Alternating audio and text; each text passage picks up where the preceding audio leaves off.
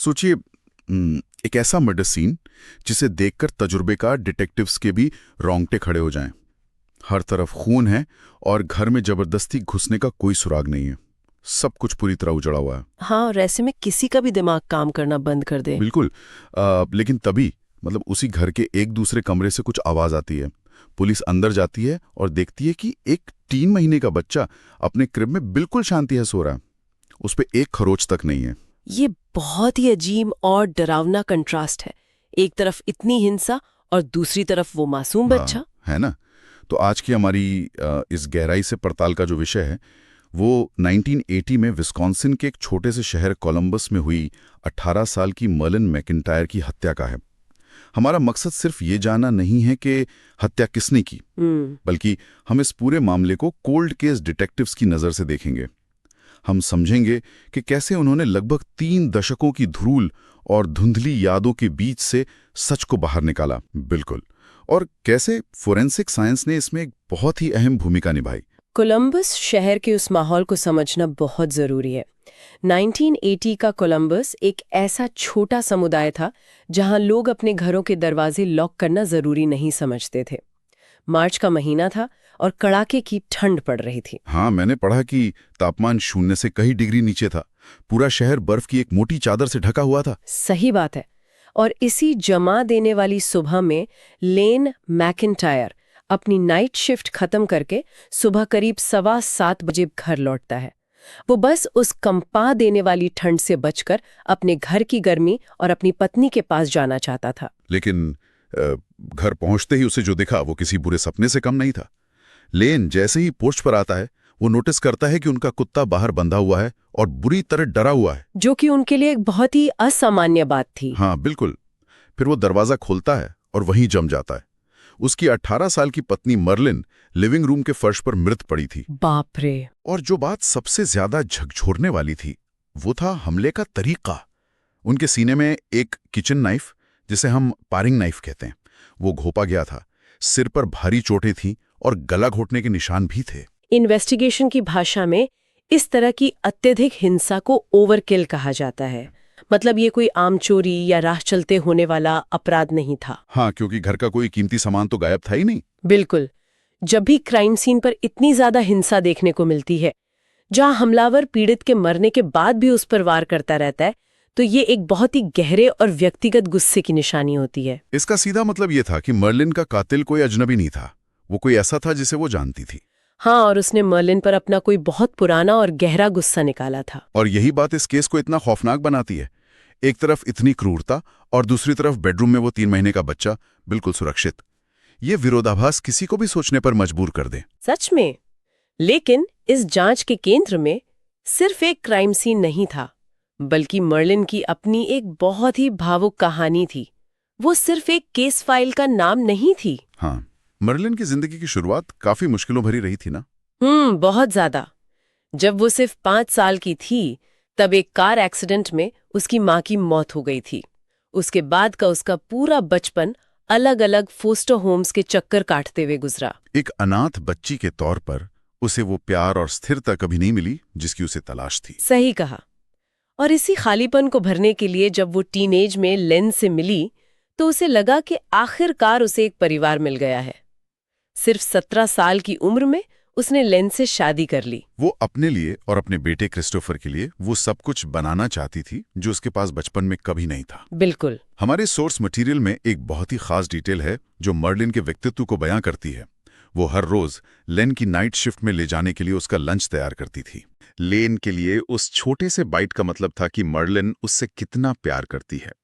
ये एक छोटा सा इशारा था, लेकिन ये दिखाता है कि वो अपने इस नए परिवार को कितनी शिद्दत से संजो रही थी। और यही कारण है कि जब इतनी प्यारी और सबकी परवाह करने वाली लड़की की इतनी बेरहमी से हत्या हुई, तो पूरे कोलंबस शहर की मानसिकता ही बदल गई। लोगों के मन में ये डर बैठ गया होगा कि अगर मर्लिन जैसी लड़की के साथ उनके ही बंद घर में ऐसा हो सकता है, तो फिर इस शहर में कोई भी सुरक्षित नहीं है। हाँ, वो जो एक सामूहिक सुरक्षा की भावना थी, वो पूरी तरह से टूट गई। और जब डर बढ़ता है, तो अफवाहें जन्म लेती हैं। अफवाहें अक्सर किसी भी घटना के खालीपन को भरने का काम करती हैं।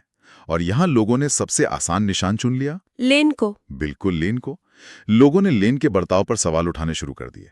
ये बातें होने लगीं कि जब उसने पुलिस को बुलाया तो वो बहुत ज्यादा शांत लग रहा था। और सबसे बड़ी बात जिसने आग में घी का काम किया वो ये थी कि मर्लिन की मौत के 1 साल के भीतर लेन ने दूसरी शादी कर ली। हाँ, लेकिन लेन का तर्क था कि वो एक 3 महीने के बच्चे के साथ अकेला पड़ गया था और उसे क्रिस्टोफर की देखभाल के लिए किसी की जरूरत थी। जो कि मतलब एक बहुत ही व्यवहारिक कारण है। लेकिन एक छोटे शहर में जहां एक मर्डर मिस्ट्री अनसुलझी हो, वहां लोग इसे अपराध बोध या फिर किसी लालच से जोड़कर देखने लगे। पुलिस के लिए भी एक चुनौती थी, क्योंकि जब घर के अंदर हत्या होती है और बाहरी व्यक्ति का कोई सुराग नहीं होता, तो शक की सुई सबसे पहले पति या परिवार वालों पर ही घूमती है। बिल्कुल। लेन सालों तक इस शक के साए में जिया। मुझे तो ये सोचकर ही सिहरन होती है कि शहर की ये अफवाहें कोलंबस की उस बर्फ की चादर की तरह बन गईं जो दशकों तक पिघली ही नहीं। लेन को हर रोज उन्हीं रास्तों से गुजरना पड़ता था, उन्हीं लोगों का सामना करना पड़ता था जो उसे कातिल मानते थे। एक कोल्ड केस डिटेक्टिव के लिए ऐसी स्थिति बहुत बड़ी सिरदर्द होती है। हाँ, क्योंकि जब आप सालों बाद किसी केस को खोलते हैं तो आपको सिर्फ सबूतों से नहीं बल्कि इन सामूहिक यादों और झूठी कहानियों से भी लड़ना पड़ता है। सही बात है। और दशकों पुरानी यादें बहुत ही अविश्वसनीय हो जाती हैं। लोग भूल जाते हैं कि उन्होंने असल में क्या देखा था और क्या सिर्फ दूसरों से सुना था। सच्चाई और अफवाहें आपस में इस कदर उलझ जाती हैं कि उन्हें अलग करना लगभग नामुमकिन हो जाता है। एक अच्छे डिटेक्टिव को इस शोर को नजरअंदाज करके सिर्फ ठोस तथ्यों पर लौटना होता है। और इस केस में वो मौका 2007 में आया, और वो भी एक बेहद अजीब इत्तेफाक से। एक गलत फोन कॉल, मतलब ये तो किसी फिल्म जैसा लगता है। मर्लिन का परिवार 1980 से लगातार हर साल उसके जन्मदिन पर पुलिस डिपार्टमेंट फोन करके केस का स्टेटस पूछता था। हाँ, और 2007 में मर्लिन की भतीजी ने गलती से कोलंबस पुलिस की बजाय काउंटी शेरिफ डिपार्टमेंट को फोन लगा दिया। क्या बात है। वो कॉल सीधे लेफ्टिनेंट वेन स्मिथ के पास गई, जिन्हें इस 27 साल पुराने अनसुलझे मर्डर केस के बारे में कोई जानकारी ही नहीं थी। भतीजी की बात सुनी तो उन्होंने तय किया कि वो इस केस की फाइलें मंगवाएंगे। ये सोचना भी रोमांचक है कि अगर वो नंबर गलत डायल नहीं होता तो शायद ये केस हमेशा के लिए बंद फाइलों में ही दबा रह जाता। हाँ, किस्मत का खेल है। जब लेफ्टिनेंट स्मिथ ने उन पुराने बक्सों को खोला तो उनके सामने एक बहुत बड़ी चुनौती थी। कोल्ड केस की जांच टीवी शोज की तरह आसान नहीं होती। बिल्कुल नहीं। वहां सिर्फ पीले पड़ चुके कागज थे, बिखर चुके नोट्स थे और ऐसे गवाहों की लिस्ट थी जो या तो इस दुनिया में नहीं थे या फिर अल्जाइमर जैसी बीमारियों के कारण अपनी याददाश्त खो चुके थे। ये तो ऐसा है जैसे आपके पास एक जिगसॉ पजल हो जिसके आधे टुकड़े 30 सालों की धूल में कहीं खो चुके हैं और जो बचे हैं उनका रंग उड़ चुका है। तो लेफ्टिनेंट स्मिथ ने शुरुआत कहाँ से की? उन्होंने तय किया कि वो सब कुछ भूलकर शून्य से शुरुआत करेंगे। उन्होंने 1980s के उन तीनों मुख्य संदिग्धों की फाइलों को दोबारा खोला जो मर्लिन के करीबी थे। वो 3 लोग कौन थे? लेन, जो कि पति था, एली, जो मर्लिन का जीजा था, और कर्ट फोर्ब्स, जो परिवार का एक पुराना दोस्त था। डिटेक्टिव्स ने इन तीनों की परिस्थितियों का नए सिरे से मूल्यांकन शुरू किया। रुको, मुझे यहाँ एक बात खटक रही है। अगर हम लेन की बात करें तो 1980 के सबूत बहुत ही मजबूत दिखते हैं। पुलिस को पता चला था कि लेन की नौकरी घर से सिर्फ 15 मिनट की दूरी पर थी। हाँ, ये बात तो थी। और सबसे चौंकाने वाली बात, रात 3 बजे उसका एक ब्रेक होता था जो कि हत्या के संभावित समय से मेल खाता था। इसके अलावा लेन ने हाल ही में मॉलिन के नाम पर $10,000 का लाइफ इंश्योरेंस राइडर लिया था। ये सारे पॉइंट्स पुलिस के रडार पर थे। अगर मैं एक इन्वेस्टिगेटर हूं और मुझे ये बातें पता चलती हैं तो क्या ये कंफर्मेशन बायस का खतरा पैदा नहीं करता? एक पुलिस वाला खुद को सिर्फ पति के पीछे भागने से कैसे रोकता है? यही एक अनुभवी डिटेक्टिव की पहचान होती है। कंफर्मेशन बायस मतलब सिर्फ उन्हीं सबूतों पर ध्यान देना जो आपकी थ्योरी को सही साबित करते हो। लेकिन लेफ्टिनेंट स्मिथ ने हर पहलू को परखा। तो उन्होंने उस इंश्योरेंस वाली बात को कैसे क्लियर किया? लेन ने बताया था कि एक डोर टू डोर सेल्समैन ने अखबार में उनके बच्चे के जन्म की खबर पढ़कर उन्हें वो इंश्योरेंस बेचा था। 1980s के दशक में डोर टू डोर इंश्योरेंस बेचना बहुत आम बात थी। अच्छा, तो वो कोई साजिश नहीं थी? बिल्कुल। और जहां तक रात 3 बजे के ब्रेक की बात है तो वो एक परिस्थिति जन्य सबूत था। ऐसे में डिटेक्टिव्स ने बाकी संदिग्धों पर भी फोकस किया, जैसे कि एली विलियम्स। एली का एंगल भी बहुत दिलचस्प है। वो मर्लिन का जीजा था और उसने खुद पुलिस को बताया था कि वो उस रात 3:15 बजे अपनी पत्नी को ढूंढते हुए मर्लिन के घर के पास से गुजरा था। और एली के बयान ने असल में इन्वेस्टिगेशन की बहुत मदद की। उसने बताया कि जब वो घर के पास से गुजरा तो उसने देखा कि पोर्च की लाइट ऑन थी और कुत्ता बाहर बंधा था। हाँ, जबकि लेन ने पुलिस को साफ बताया था कि वो लोग कभी भी कुत्ते को रात में बाहर नहीं छोड़ते थे और न ही लाइट ऑन रखते थे। सही बात है। एली के इस एक ऑब्जर्वेशन से पुलिस को हत्या का सटीक समय तय करने में मदद मिली कि हत्या रात 3:15 बजे के आसपास ही हुई थी। लेकिन क्योंकि एली परिवार का हिस्सा था और रात के उस वक्त घर के पास मौजूद था, इसलिए वो भी एक बड़ा संदिग्ध बना रहा। हाँ, और तीसरा था कर्ट फोर्ब्स, परिवार का दोस्त। कर्ट का कहना था कि वो उस रात अपने दोस्तों के साथ बार में था और बाद में अलग-अलग गर्लफ्रेंड से मिलने गया था। 1980 में उसका ये एलिबाय काफी मजबूत मान लिया गया था। लेकिन इन तीनों के बीच असली सच क्या है, ये जानने के लिए पुलिस को उस विज्ञान की जरूरत थी जो 1980 में वजूद में ही नहीं था। और यहीं एंट्री होती है उस फोरेंसिक ब्रेक थ्रू की। बिल्कुल, हमें 1980 के क्राइम सीन इन्वेस्टिगेटर्स की तारीफ करनी होगी। उन्होंने घर के बाथरूम के सिंक में खून का एक बहुत ही छोटा सा धब्बा देखा था। हाँ, मैंने पढ़ा कि वो धब्बा एक सुई की नोक मतलब पिनहेड के बराबर था। उस वक्त डीएनए टेस्टिंग जैसी कोई चीज नहीं होती थी, लेकिन फिर भी उन जांचकर्ताओं ने साइंटिफिक प्रोटोकॉल का पालन करते हुए उस छोटे से धब्बे को बहुत सावधानी से स्वैब किया और सबूत के तौर पे प्रिजर्व कर लिया। उनकी इस दूरदर्शिता ने 29 साल बाद केस का रुख पलट दिया, जब 2009 में लेफ्टिनेंट स्मिथ ने उस पुराने स्वैब को डीएनए टेस्टिंग के लिए लैब भेजा, तो जो नतीजा आया वो चौंकाने वाला था। वो सिर्फ मर्लिन का खून नहीं था। हाँ, लैब ने बताया कि वो एक मिक्सचर स्टेन था। मिक्सचर स्टेन का मतलब है कि उस एक छोटे से खून के धब्बे में 2 अलग-अलग लोगों का डीएनए मौजूद था, एक मर्लिन का और एक किसी अज्ञात इंसान का। इसका सीधा सा अर्थ ये था कि जब हत्यारा मर्लिन पर चाकू से इतनी बुरी तरह वार कर रहा था, तो उस हाथापाई में उसका अपना हाथ भी कट गया था। बिल्कुल, और हत्या के बाद उसने उसी बाथरूम के सिंक में अपना खून धोया था। और जब उस दूसरे डीएनए को डेटाबेस और संदिग्धों के डीएनए से मिलाया गया, तो वो लेन का नहीं था। वो एली का भी नहीं था। वो डीएनए मैच हुआ कर्ट फोर्ब्स से। अरे बाप रे, उस सुई की नोक जितने धब्बे ने 30 साल से लेन पर लगे हर शक को एक झटके में धो दिया। हाँ, लेकिन कहानी यहाँ खत्म नहीं होती। विज्ञान ने कातिल का नाम तो बता दिया, लेकिन अदालत का रास्ता इतना आसान नहीं था। क्यों, क्या हुआ? समस्या ये थी कि वो खून का नमूना 29 साल पुराना था और समय के साथ बहुत ज्यादा डिग्रेड मतलब खराब हो चुका था। इस डिग्रेडेशन को थोड़ा आसान भाषा में समझते हैं। आखिर 29 साल में डीएनए के साथ ऐसा क्या होता है कि वो अदालत में कमजोर पड़ जाता है? आप डीएनए को एक लंबी सीढ़ी या एक बारकोड की तरह समझ सकते हैं। इसमें कई सारे मार्कर या एलील्स होते हैं जो हर इंसान में अलग होते हैं। अच्छा। जब एक फ्रेश डीएनए टेस्ट होता है तो बारकोड की सारी लाइनें एकदम साफ दिखती हैं और उसका मैच लाखों या करोड़ों में किसी एक इंसान से होता है। लेकिन समय और वातावरण के प्रभाव से डीएनए की ये सीढ़ी टूटने लगती है। बिल्कुल, बारकोड की कई लाइनें मिट जाती हैं। जब कर्ट के इस पुराने सैंपल को टेस्ट किया गया तो ये इतना टूट चुका था कि लैब को सिर्फ चंद मार्कर ही मिले। इसकी वजह से मैच का रेशियो घटकर सिर्फ 1:98 रह गया। रुको, सिर्फ 1:98? हाँ, इसका मतलब है कि कोलंबस जैसी जगह पर भी शायद 1 से ज्यादा लोग ऐसे हो सकते हैं जिनका डीएनए इस टूटे हुए प्रोफाइल से मैच कर जाए। एकदम सही। और अदालत में बचाव पक्ष के वकीलों ने इसी बात का फायदा उठाया। उन्होंने तर्क दिया कि ये सबूत इतना कमजोर है कि इसके आधार पर किसी को कातिल नहीं ठहराया जा सकता। और जज ने उनकी बात मान ली होगी। हाँ, जज ने इस सबसे अहम वैज्ञानिक सबूत को ट्रायल के लिए अमान्य करार दे दिया। जूरी को उस खून के धब्बे के बारे में कभी कुछ बताया ही नहीं गया। यार, ये सुनकर तो किसी भी डिटेक्टिव का दिल टूट जाएगा। सोचिए, केस जो 29 साल से अनसुलझा था, आप कातिल के खून का कतरा ढूंढ निकालते हैं और जज कहता है कि आप इसका इस्तेमाल नहीं कर सकते। ये बहुत ही हताश करने वाला पल रहा होगा। ये कुछ ऐसा है जैसे आपके पास किसी अपराध की एक धुंधली सी पोलराइड तस्वीर हो। एक डिटेक्टिव के तौर पर, क्योंकि आप पूरे केस का संदर्भ जानते हैं, आपको उस धुंधली तस्वीर में भी कातिल का चेहरा साफ दिख रहा है। हाँ, लेकिन जज उस तस्वीर को एक खाली कमरे में देख रहा है और कह रहा है कि ये तो दाढ़ी वाला कोई भी आदमी हो सकता है, हम इसे सबूत नहीं मान सकते।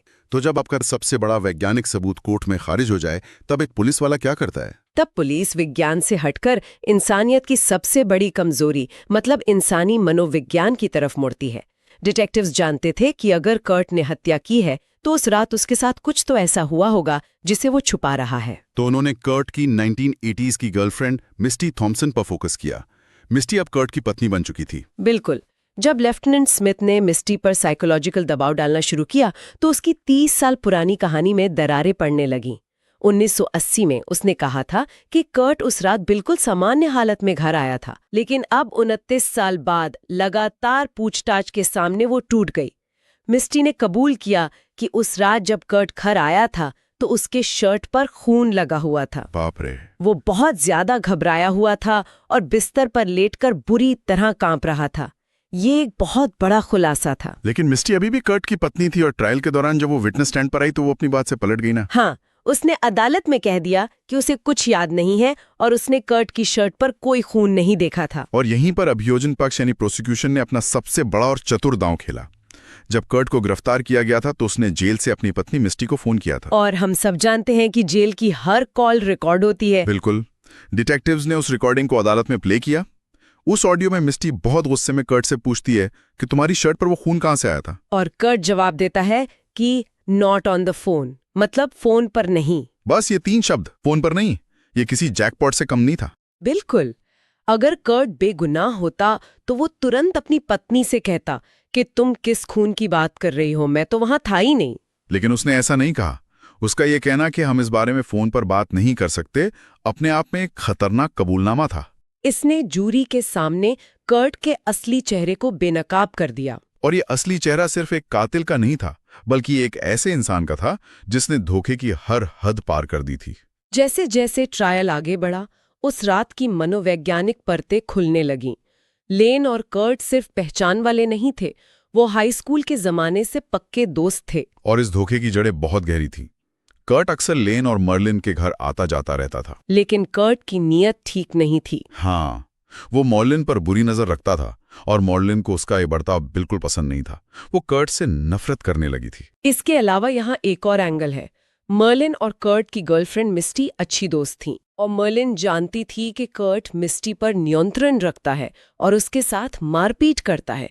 मर्लिन ने मिस्टी को साफ चेतावनी दी थी कि वो कर्ट के इस हिंसक व्यवहार को न सहे और उसे छोड़ दे। और कर्ट को ये बात पता चल गई थी।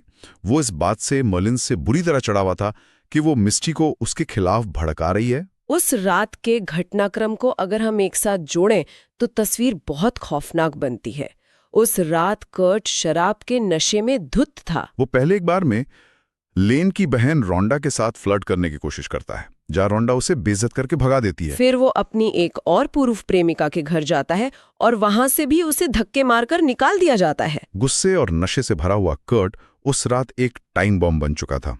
वो जानता था कि उसका दोस्त लेन नाइट शिफ्ट पर है और वो अपना सारा गुस्सा निकालने, अपनी उस ईर्ष्या और अपमान का बदला लेने के लिए मर्लिन के घर पहुंच जाता है। मर्लिन ने मिस्ट्री को तो उसके हिंसक चंगुल से बचा लिया, लेकिन वो खुद को नहीं बचा पाई। इस धोखे की गहराई को शब्दों में बांधना बहुत मुश्किल है।